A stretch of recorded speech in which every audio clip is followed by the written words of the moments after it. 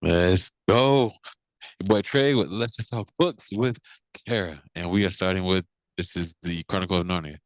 Yes, this is The Chronicles of Narnia, The Magician's Nephew, which is by Oh, Clarence Lewis. We are on chapter 5, The Deplorable World. do it. The children were facing one another across the pillar where the bell hung, still trembling, though it no longer gave out any note. Suddenly, they heard a soft noise from the end of the room, which was still undamaged. They turned quick as lightning to see what it was. One of the robed figures, the furthest off one of all, the woman, whom Diggory thought so beautiful, was rising from its chair.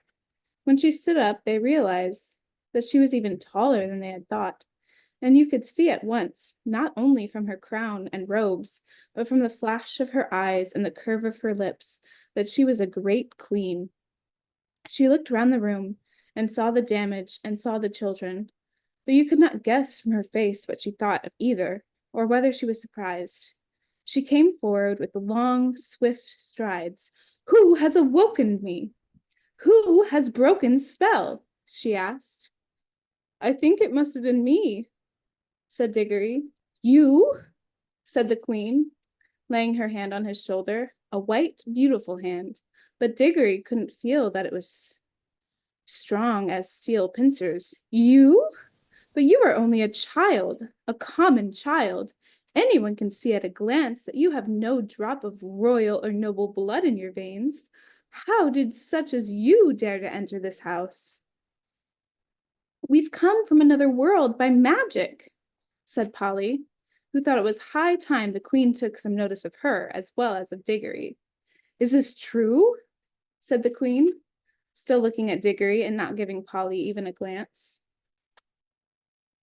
"Yes, it is," said he. The queen put her other hand under his chin and forced it up so that she could see his face better.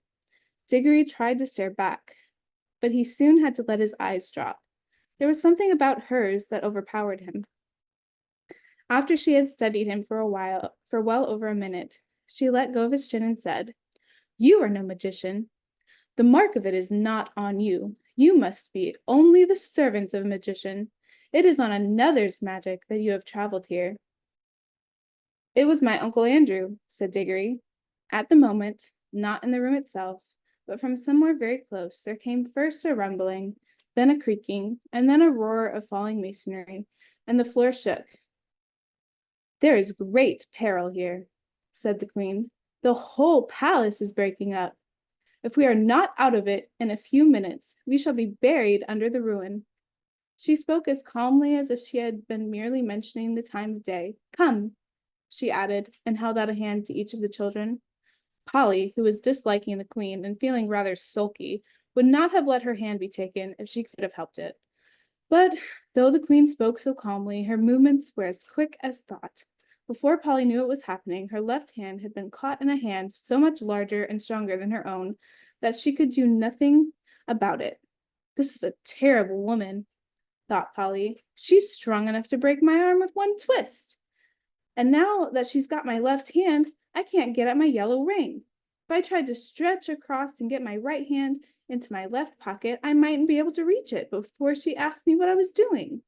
Whatever happens, we mustn't let her know about the rings. I do hope Diggory has the sense to keep his mouth shut. I wish I could get a word with him alone." The queen led them out of the hall of images into a long corridor, and then through a whole maze of halls and stairs and courtyards. Again and again they heard parts of the great palace collapsing, sometimes quite close to them. Once a huge arch came thundering down only a moment after they had passed through it. The queen was walking quickly. The children had to trot to keep up with her, but she showed no sign of fear. Diggory thought, "She's wonderfully brave and strong. She's what I call a queen. I do hope she's going to tell us the story of this place." She did tell them certain things as they went along. "That is the door to the dungeons," she would say, or "that passage leads to the principal torture chambers," or This was the old banqueting hall where my great-grandfather bade 700 nobles to a feast and killed them all before they had drunk their fill. They had had rebellious thoughts. They came at last into a hall larger and loftier than any they had yet seen. From its size and from the great doors at the far end, Diggory thought that now at last they must be coming to the main entrance. In this he was quite right. The doors were dead black, either ebony or some black metal, which is not found in our world. They were fastened with great bars, most of them too high to reach, and all too heavy to lift. He wondered how they would get out. The queen let go of his hand and raised her arm. She drew herself up to her full height and stood rigid. Then she said something which they couldn't understand, but it sounded horrid, and made an action as if she were throwing something towards the doors. And those high and heavy doors trembled for a second, as if they were made of silk, and then crumbled away till there was nothing left of them but a heap of dust on the threshold. Phew! Whistled Diggory. Has your master magician, your uncle, power like mine? Asked the queen, firmly seizing Diggory's hand again. But I shall know later. In the meantime, remember what you have seen. This is what happens to things and to people who stand in my way. Much more light than they had yet seen in that country was pouring in through the now empty doorway, and when the queen led them out through it, they were not surprised to find themselves in the open air.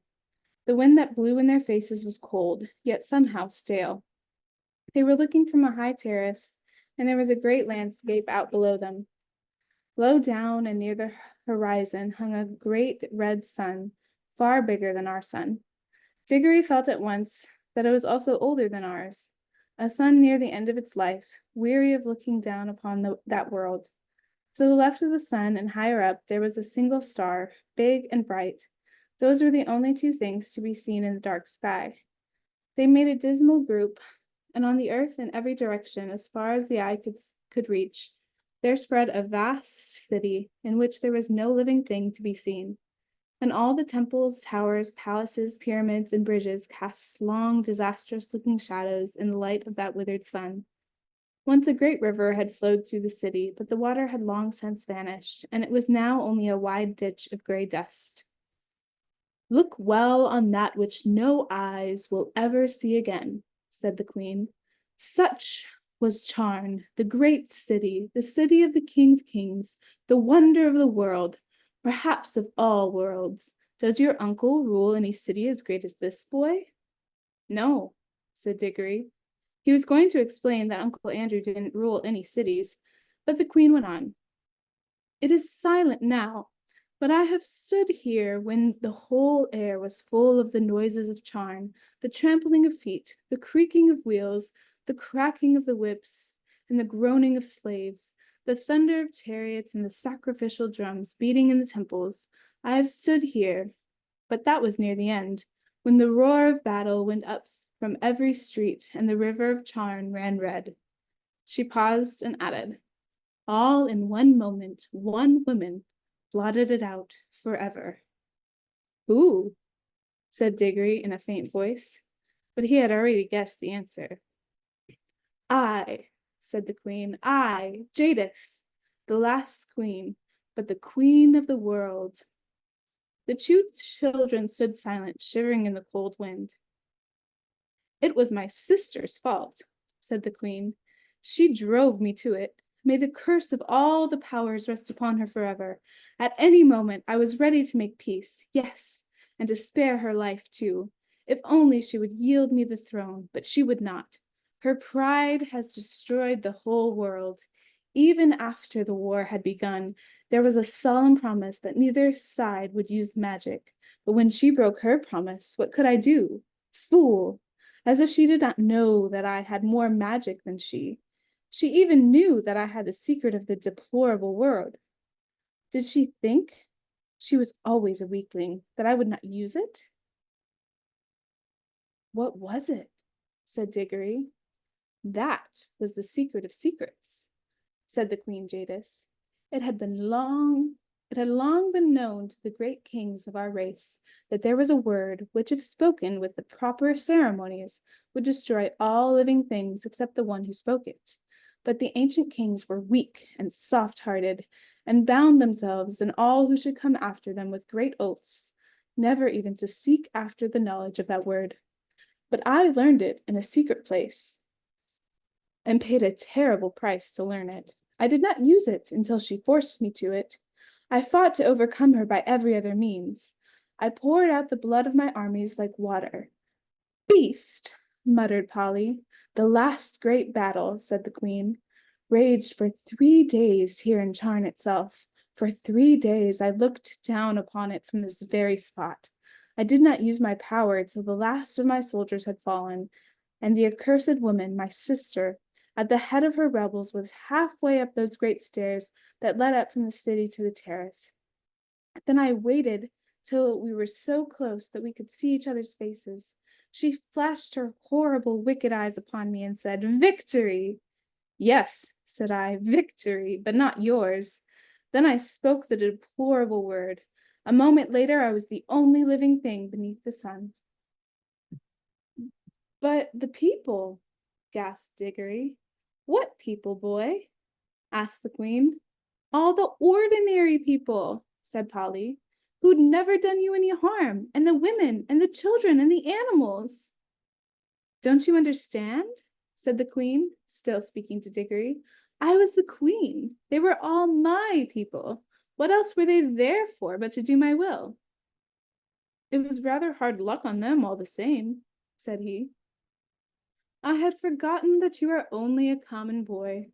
How should you understand reasons of state? You must learn, child, that what would be wrong for you or for any of the common people is not wrong in a great queen such as I.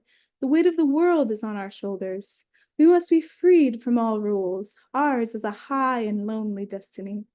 Diggory suddenly remembered that Uncle Andrew had used exactly the same words, but they sounded much grander when Queen Jadis had said them, perhaps because Uncle Andrew was not 7 feet tall and dazzlingly beautiful. "What did you do then?" said Diggory. "I had already cast strong spells on the hall where the images of my ancestors sit, and the force of those spells was that I should sleep among them like an image myself, and need neither food nor fire, though it was 1,000 years till one came and struck the bell and awoke me." "Was it the deplorable word that made the sun like that?" asked Diggory. "Like what?" said Jadis. "So big, so red, and so cold." "It has always been so," said Jadis, "at least for hundreds of thousands of years. Have you a different sort of sun in your world?" Mm, it's my turn. Your turn. I figured so. I could hear you. But this is getting good. Yeah. Actually, getting really good. Is this just book one? Oh, this is book one, The Magician's Nephew. I actually only have like 2 pages of chapter 5 left. Do you want me to finish chapter 5? Yeah, if you want to Okay. We will do it. finish chapter 5. All right. Like, yeah, just 2 pages left. Okay. "Yes, it's smaller and yellower, and it gives a good deal more heat."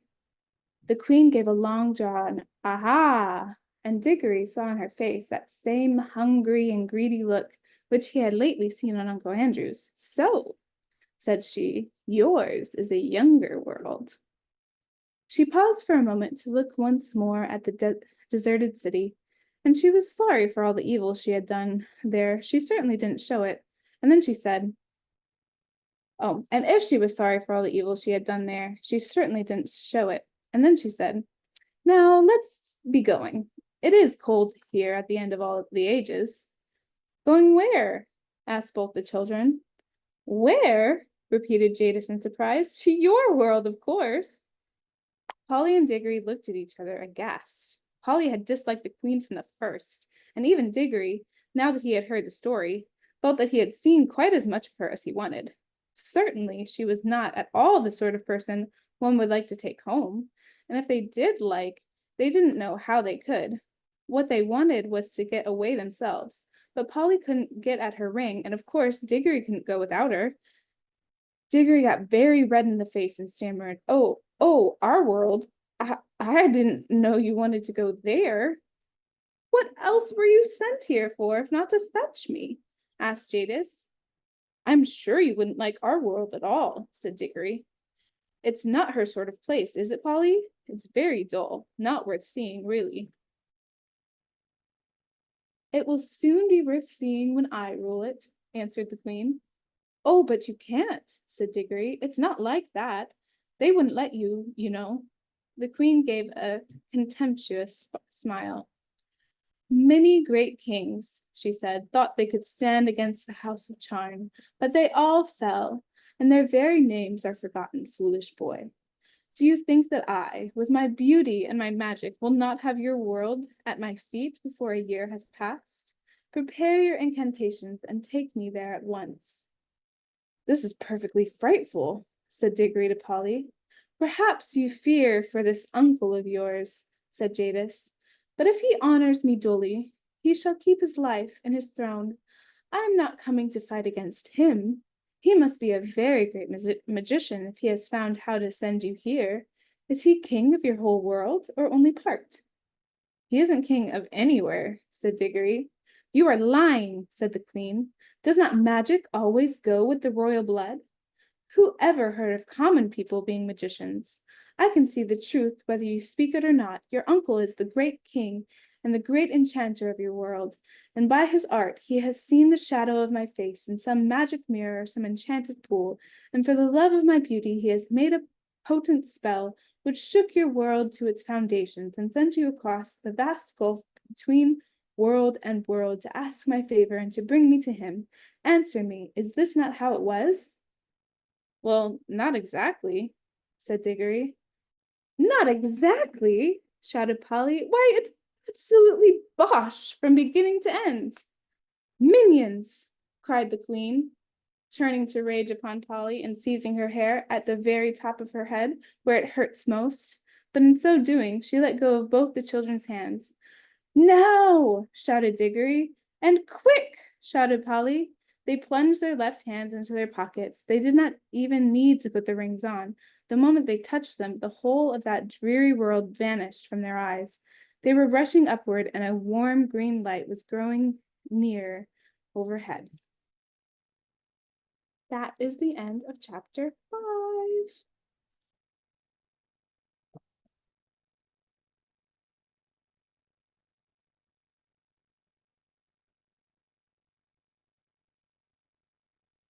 You have to unmute yourself now.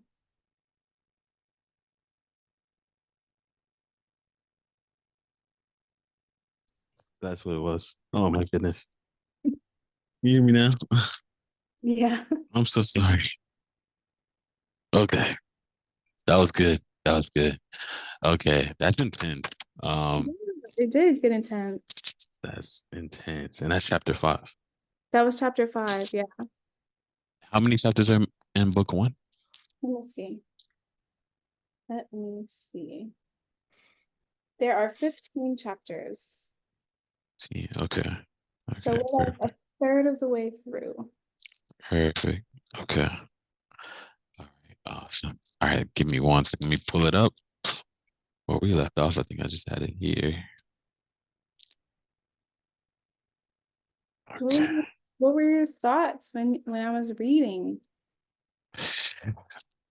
I think, well, for one, I mean, fighting to like also not perish in terms of sleep. Oh, that's true. Yeah. Well, because again, you have the perfect voice for reading. It's a blessing and a curse. Yeah. But um I think for me it's a matter of just knowing like I think for me when it comes to books and stories in general, it's character development. That's probably the biggest for me. And Hmm. so though I know the movie, or to some extent know the movie, and then though I know the movie itself, the like hearing you bring up the actual characters that we know and remember, I think it's very important to again just have that certain level of consistency when it comes to following the character and how the character is developing. That kind of makes me feel a part of the book. Did they make a Magician's Nephew movie? I know they made the Chronicles of Narnia, which this queen, I believe, is the queen that ends up in Narnia. Yeah. Mm-hmm. But this is like the prequel to it, basically. It is like the prequel, exactly. It is actually. You're right. You're right. So Because Polly and Diggory mhm, aren't actually in, the the Chronicles movie. of Narnia because Hmm. they're not part of that. This is the before um Narnia. So It they did is. do that. How many books, how many series do you have of this? So I have the full um like the Chronicles of Narnia series, which is Mm, um so it starts with The Magician's Nephew, mm, the one we're reading, which is like the prequel to The Lion, the Witch, and the Wardrobe, um, which is the movie. yeah. There's The Horse and His Boy, Prince Caspian, which they also made a movie of, The Voyage of the Dawn Treader, which I also think they made a movie of, The Mm, Silver Chair, and The Last Battle. So there's 7 books in total. let's go. 7 books. So you have all 7. I do. Oh Yes. yeah. Oh yeah. This is gonna be good. This is gonna be good. I love it. I love it. I love it. I love it. Okay. All right. You are reading. Yep. So we tagging me in. Let me see. You gotta turn your camera on. Oh yeah. Oh my goodness. Mhm. All right. So we are reading Run. This again is like a sci-fi horror type of book. That's very, very intense off the bat, but at the same time is a very unique story. One that'll definitely leave you wondering, what have I watched? So here we go. And again, this is by Patty Larson. All right, so we left off on chapter 3. Reed's mind repeats a mantra as he runs. This can't be happening. This can't be happening. It won't stop running. It won't stop running as much as his body won't stop driving itself into his psyche over and over again as his legs piston up and down, sneakers pounding over the trail. And yet he knows it is as real as the rocks and fallen leaves sliding under his racing feet, as the moon shining down on him and the pine scented wind forcing itself in and out of aching lungs.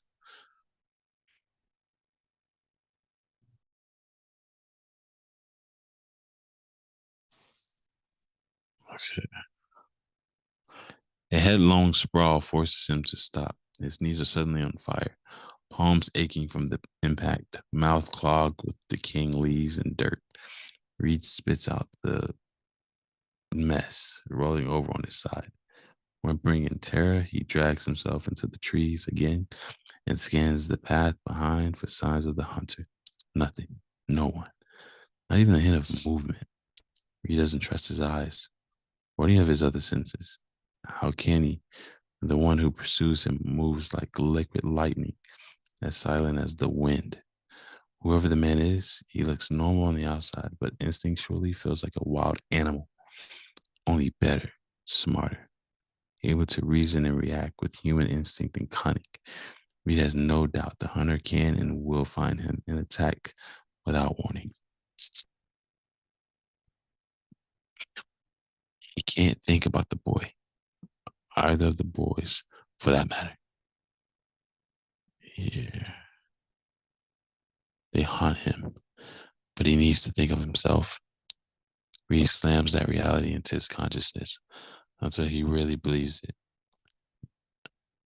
There are others like him out here. He has no way of knowing how many, and they are dying, just like he will die if he doesn't get out of there, get out of there somehow. He still feels responsible and guilty, The first boy gapes at him in his mind, while the second one screams, "Please!" in an endless cry for help. It's almost enough to drive him mad. Instead, he decides to run. But but when he tries to go on, his body refuses to move. Both legs give out on him, his ankles throbbing from the fall. Reed is unable to run for the moment. He hugs himself in the dark, knees to his chest, making himself as small as possible while he fights off the horrors he witnessed.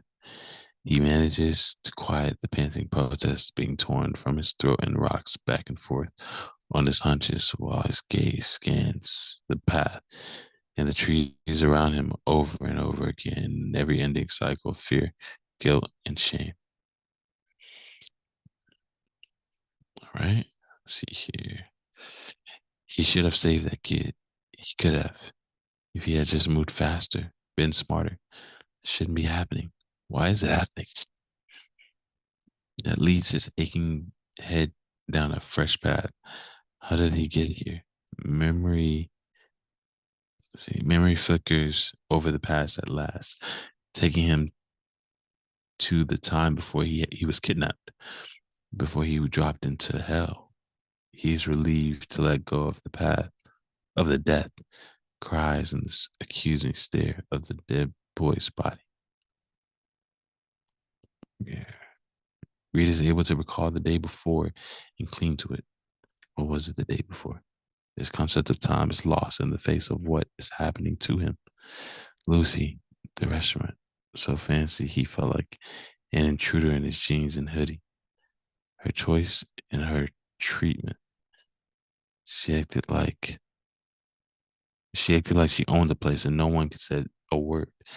They celebrated. He remembers she finally managed to get him out of foster care. A whole year he spent after the tragic deaths of the parents, living in someone else's home at the mercy of the state, while his 20-year-old sister struggled to get her on her own life. He sorry, let me read that again. Struggled to get her own life together. He honestly never thought she would. Was positive he would be in a state care until he was 18. Not only that, Ree was sure she forgot him until the very day she came to pick him up. He was so shocked when his foster mother called him downstairs to see Lucy standing there at the door, holding the paperwork that set him free. The smile on her face reminded him why he loved her. All his resentment disappeared. She looked good, smelled good when she hugged him, body thinner than he remembered. Her blonde hair, her blonde hair, much lighter than his tickling his face. As she squeezed him so hard he choked. See here.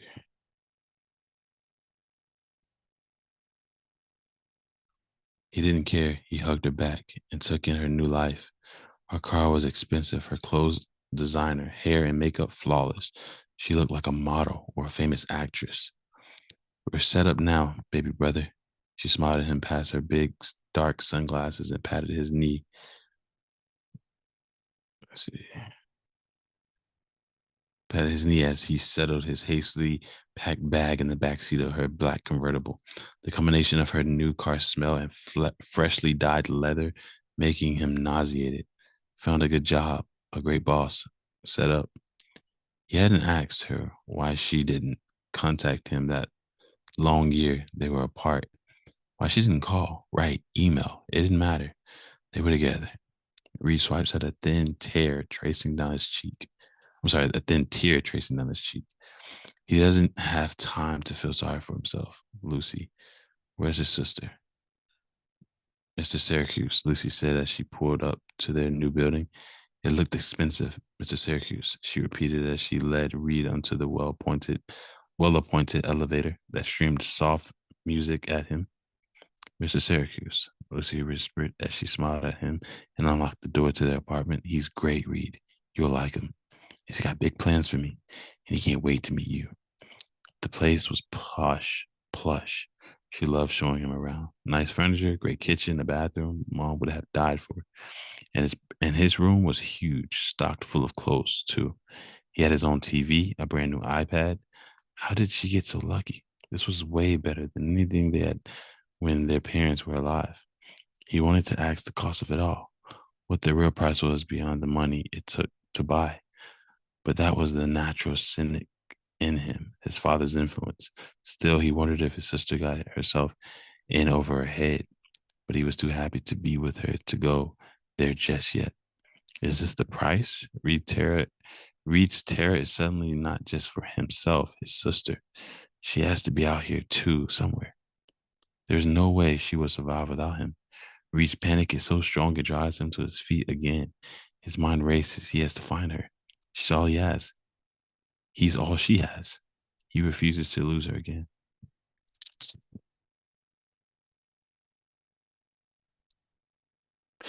But as he spins in place and his mind desperately searches around, as though he'll find her right there with him, his heart cracks down the middle. He has no way of finding her. She could be dying right now at the hands of the hunter, and there's nothing we can do to stop it. He hates the feeling of being worthless. He had enough of that in foster care, chauffeured from one house to the next, treated like he was an inconvenience at best, a burden, a waste of skin at worst. His father taught him better than that, to respect himself, and he clung to that the whole year he waited for Lucy to come get him. Standing there, desperate to find his sister, Reed feels his will crumple at last, as it never has before. There are no options. He is lost and alone with the men out there hunting him and kids like him. Reed has no doubt if Lucy comes in contact with the hunter, she won't last a moment. He slams one hand onto the closest tree and swears softly. The pain is enough to bring him to his senses. I need a plan. Easier thought of than done. Still, it is something to focus on, and he needs that very much right now. Reed resumes his crouch, finding the darkest shadow he can as his mind searches for a way out. It triggers another memory. He had been in bed, the comfortable mattress a far cry from the lumpy, musty things he spent the past year sleeping in. Funny how every foster home had the same kind of bed. He was stuffed with good food and a beer his sister let him drink. Lucy even tucked him in. He remembers it clearly. She smiled down at him, kissed his forehead just like Mom used to, told him she loved him. So what happened? He was sleeping. The door slammed open in the dark. The whole apartment deep as pitch. I'm sorry, the whole apartment deep as pitch. Reed struggled, remembers fighting, but there were large shadows in the night, stronger than him, and something fell on his face. Pressed to his nose and mouth, it stank. He sank into quiet. He sank into quiet to the sound of Lucy screaming. Reed shudders and pulls himself from the memory, the pit of his stomach rolling over slowly once. It is true then. See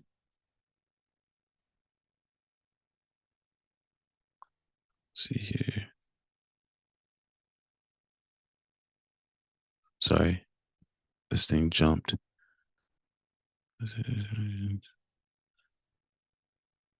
Reed shudders and pulls himself from the memory.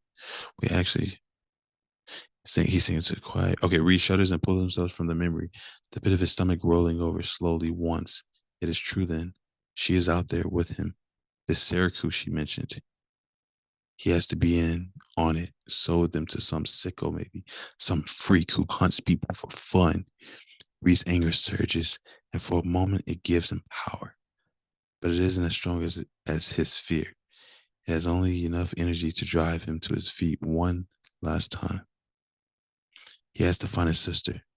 She was always the weak one, the brittle flower, just like their mother. At least that was what Dad always said, and Reed believed him at that time. Nothing Lucy did up until now gave him reason to doubt either, and Dad would want Reed to find her and keep her safe, if possible. Even though he was years younger, Reed always looked out for her as best he could. Yeah. All right. And that was 10. Well, that was Yep. about 10. Mm. Oh, How was it? It was good. We're still in the middle of it. It's we're like slowly chiseling away, and I know we kind of missed the past like two. So this is Yeah. getting good. I'm like really enjoying it. That's intense. It's It's intense. intense. Yeah. Because like now his sister's in there. Oh, Being like well, he thinks. He thinks. well, we're getting more backstory Yep. of Yep. like what might be happening. Yep. It's like Hmm. when it first starts, you're just like, what is happening? Yeah. Pretty in the midst of it. Yeah. He's like, he's there, Exactly. kidnapped or Yep. some crazy. No, you're right. And then you're like, what is happening right now? Yep. Exactly. Exactly. It's. I guess my question to you then is like, so do you think that she's out there too, or do you feel like perhaps there was a level of I don't perhaps, yeah, you get what I'm about to say, her selling him off. I don't know. I don't know if it's Mm-hmm. like her or if it's like I wouldn't necessarily say like okay, she might not be out there, but I wouldn't Mm-hmm. necessarily say that she sold him off. It could just be that whoever she's with is dangerous Mm-hmm. and wanted him because of something. And like not that she's necessarily involved, but also she I mean she could be in a sense. I don't know. I don't know much about her yet. She just got introduced. Yeah, she did. Mm-hmm. So I'm still learning about Reed too. Yeah, exactly. So it's like I don't know. I don't have those judgments yet. But it's interesting. Yeah. Definitely think that whoever she well, Syracuse is the name of her like person. Yeah. Yeah. Yeah, exactly. Syracuse is the name. He's some guy that like hired her. Yeah. It's like, Exactly. yeah. Yeah. His or like gave her the money, right? Yeah, exactly. Exactly. So Yep. so he's involved somehow, for sure. He's involved. Mm. I'm pretty sure. Oh, you're jogging my memory back to I don't remember. I'm gonna be honest with you. But you're jogging my memory. Uh, that's my prediction. That's my thought. Yeah. I think it's a amazing and very, very good thought. I truly do. Wow. This is good. This is good. And this is really good content. I feel I'm still recording. But this is really good. This is really good content, kid. Like when it comes to all my groups, I would say this group in terms of recording is probably the one I've been needing the most. And this, I think, including the reading, I don't care what nobody say. It ain't plagiarism. You know what I'm saying? Like, so Well, hopefully, I mean, hopefully it's fine, but we are giving credit to the authors. exactly. We're giving, And if you do, I mean, we're probably not gonna get the whole books like read, like necessarily. yeah, Um, because I don't know. So like maybe we can just do like little chapters here and there so that it's not exactly, the whole book. exactly. 'Cause that way people will have to you still have Buy to it. buy the book. Hmm. Okay? You still should buy the book. If you're interested at all, you should still buy the book. Exactly, exactly. I agree. I agree. So A little disclaimer, right? yeah, a little disclaimer, little I guess advertisement if you're intrigued. Because Right. like we literally started now, which I think is kind of good. We started kind of in the middle of the books. Um, because I was on chapter 5 and you Yeah. 3. Hmm. So Exactly. so yeah. So I guess that's what we can do. I love it. I love it. This is incredible. I think it's just amazing. I think that um, where we're going with both books is a level of anticipation. Because even with the Chronicles of Narnia, it's that same level of buildup. Yeah. And, you know, it's like the same book. It's been getting like Yeah, it's definitely gotten more intense. And I've been enjoying like what you said, this is a book you've already read before. Yeah. And but you're just like and it's the same with me with the Chronicles of Narnia. I've read all the Hmm. books before, but it's just really nice to like come back and read them again. Yes. Like With someone else too. yeah, and with someone else who's like, well, you haven't I've never heard I've never had the experience of reading Run before, so Hmm. it's like my first time. So it's like exciting. Yeah. And I don't know about have you ever read The Magician's Nephew? Mm-mm. I've never read any No. of the books, just the movie. So that's like, so it's I think it's fun to have Hmm. somebody who hasn't experienced Hmm. books too. Like I think that that's like it adds another layer to it. Absolutely. Hmm. I agree. And I love it. Thank you so much for taking out that time and doing this with me. Okay. Yeah, I enjoy books. I enjoy reading. That's why I wanted to be a moderator for it. Exactly. And you've given me that passion back. Like you know, you get so busy with life to Mhm. sit down in like your room and have like the lighting, the vibe. You know, the setting of where you read is just as important as like what you read to me. Yeah. To me. Honestly, how you feel about that? No, I mean, like it does make a difference. Yeah. Because it can like when you're relaxed or when you're in a place that's Yeah. like, you can bring yourself into the world, into the book better. Exactly. Um, Exactly. so, so it can make a difference for sure. I think for me, it's more about the mindset Yeah. of it than it is necessarily the place that I'm Yeah. at. It's more Hmm. like the mindset, being in that mindset of like diving into the book. And if it's a really good book that like draws you in, Yeah. like that's even better. Hmm. Amen. Amen. Like I do with that. Amen. Amen. Even which I mean Amen. it's still Sunday, so Right. It's still Sunday. It's still Sunday. Let's go. I love it. I love it. Thank you so much, Kay. I'm just gonna end the recording so you can stay on, but just gonna end the recording real quickly here. But again, thank you so much. Again, we're reading Run and the Chronicles of Narnia. What's the subtitle? it's The Chronicles of Narnia, The Magician's Nephew. This is book one. Okay, that's dope. And same with the Run. There's a Run book one. I think it's like a series that's a collection of about four books. So I think it's like Run, Hide, Fight, and something else. Mm. Um, so it's like we got a lot to go through. I know we Okay. got time. We got time. Okay, we got time. Yeah. With these series. Yeah. Yeah, we chose we chose Yeah. series Yeah. We so serious. Yeah. Yeah, we're in here. Yep. in it. We're in it. I love it. I freaking love it. I'm so hyped to like keep going. Let's go. So, guys, thank y'all so much for tuning in. Again, it's your boy Trey with Let's Just Talk Trey. And this is our Let's Just Talk Books podcast with our moderator slash admin, Kara.